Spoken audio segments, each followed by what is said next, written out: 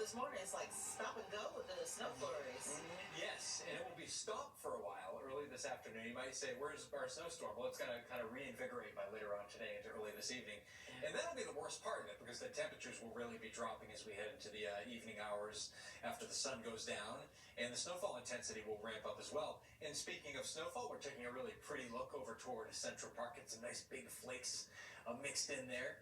32 degrees, so officially at the freezing mark in the park. That humidity at 100%.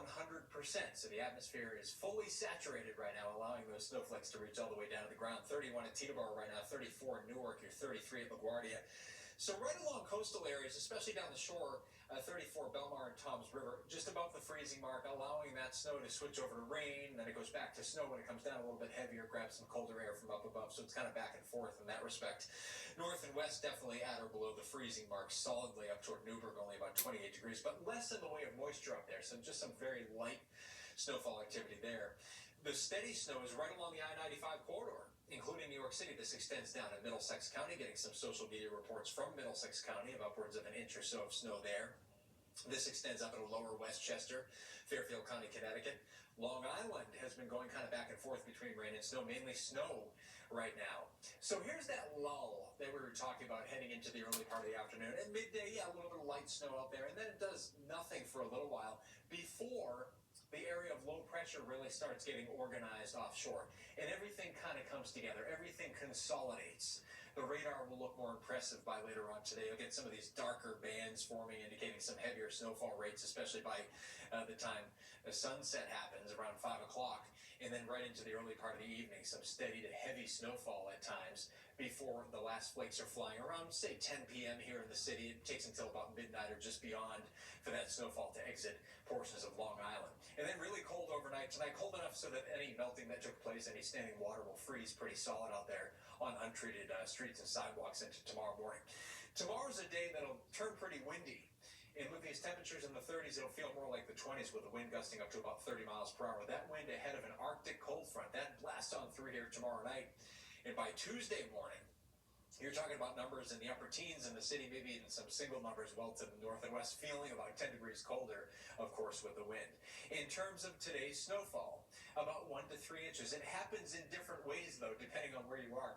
North and west in New York City, it's mainly light snow throughout the whole day. It's accumulating the whole time. South and east, where we've been mixing with rain, you're having a hard time accumulating right now. But by later on today, you have that heavier batch. You're closer to the storm track and get some heavier snowfall in those areas like Long Island and the Jersey Shore into early this evening. There's a 3 to 6 inch band here over New England. Not out of the realm of possibility that that tries to extend back into parts of our area, north and east of New York City, Fairfield County, Dutchess County, Putnam, maybe parts of Westchester County as well, getting closer to that 3 to 6 inch band. So today, it's an AccuWeather alert, cloudy, snow for New York City, north and west, mixing with rain at times right along the coast. Long Island, down the Jersey Shore, that high pretty much has already happened around 34. Temperatures hanging out around freezing all day in the park. Snow tapering off late this evening and then clouds breaking. That storm total, a general 1 to 3 inches across our area. That low dipping down to about 25.